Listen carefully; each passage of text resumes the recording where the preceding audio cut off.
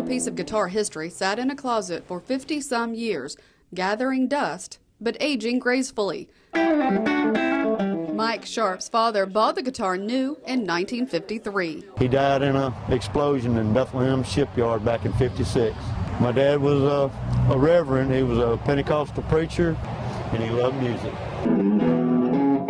So he brought the 1953 Fender Esquire to another music lover, Kaylin Doherty, at A&S Music in Nederland, to begin the process of discovering how much this classic electric guitar was worth. Judging by the case, we knew it was an old piece. And he opened it up and was like, oh man, look at this. This is something special. But this special piece of music history didn't give up all her secrets right away. On these older guitars like this, the serial numbers were not put on the back of the neck plate or the back of the headstock or the front like they are now. They were written inside the body cavity. And it's also signed and dated by the people who built them. It's really neat to be holding a piece of history like this. I knew it was going to be worth some money, as old as it is. It was built the year I was born. After a little bit of research, Kaylin discovered that the guitar could be worth as much as $24,000. Now the trick would be to strike the right chord with the right buyer. You'll either see it in a museum or it'll be on stage with somebody big, so it's going places. And when it does, Sharp plans to retire on a high note. And enjoy my motorcycles and enjoy life a little bit, not have to worry so much. In Nederland, Mary Sturgill, 12 News HD.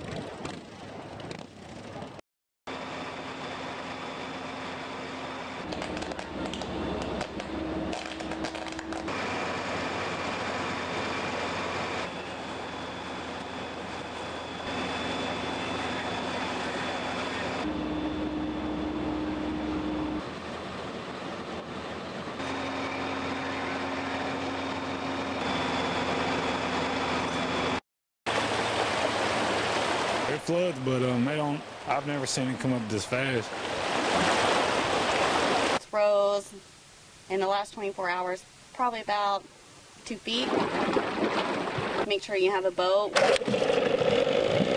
Your way to get in and out, back and forth to work. This is our first flood. I'm just going to enjoy it. My house is high enough, and we got a boat to get in and out, so we're prepared. If we can boat to the boat launch and get them out, we'll do it that way, and if not, we'll just have to wait it out and see. When the water is coming, tie everything off that you want to keep, and make sure your kids have life jackets and that you're really prepared and cautious. As long as I don't get in my house, I reckon I'm ready for it.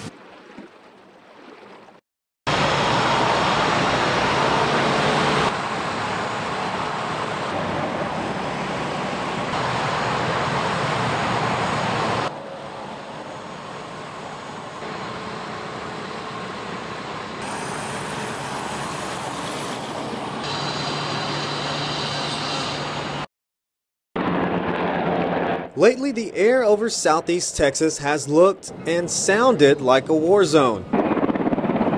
From a UG-60 Blackhawk to a CH-47 Chinook, for the past few weeks, military aircraft have been landing in southeast Texas. We do our job. We're professionals at it. Chief Warrant Officer 2 Adam Marshall flew a Chinook into the port of Beaumont Wednesday. It can carry up to 50,000 pounds total, with the aircraft included. Flight time is normally anywhere from 2.5 to 3 hours on a full tank of gas. Armored trucks have been accompanying the aircraft, all coming from the Combat Aviation Brigade 1st Armored Division, aka the Iron Eagles, out of Fort Bliss. The cargo is going to Afghanistan to support Operation Enduring Freedom. Marshall says the aircraft, including the Chinook, is vital in the fight against terrorism. We can carry more people, we can carry more cargo, volume-wise and weight-wise. So it's if you got a lot to move, it's a lot easier to use a Chinook.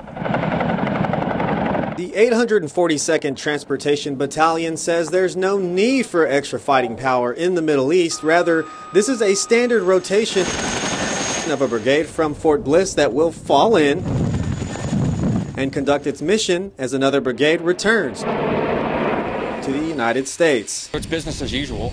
This does happen to be one of the largest deployments we've seen in a little while, but it really is just a standard rotation. For Marshall, it's just another day on the job. It's still extremely fun being able to see the world from up above. In Beaumont, Augustine Garfias, 12 News HD.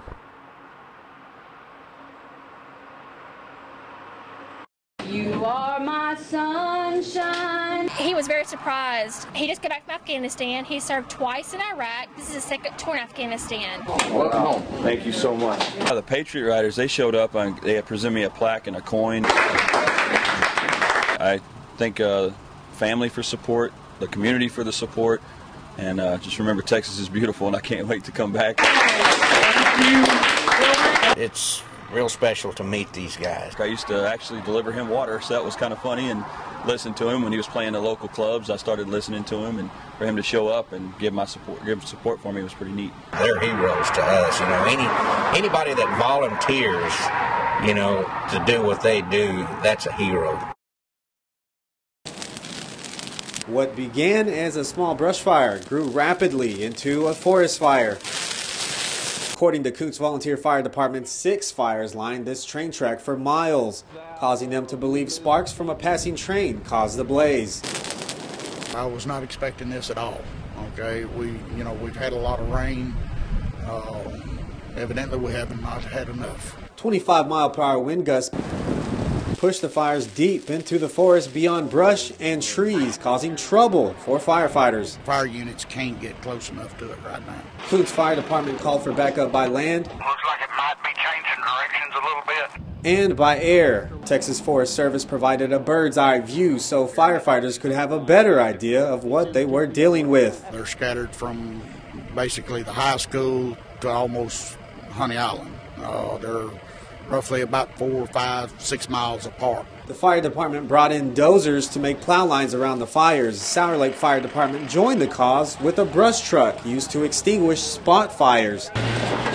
Chief Lacombe calls Thursday's fires a reminder of what he may be in for this year. If I remember correctly, it started about this time last year in our area.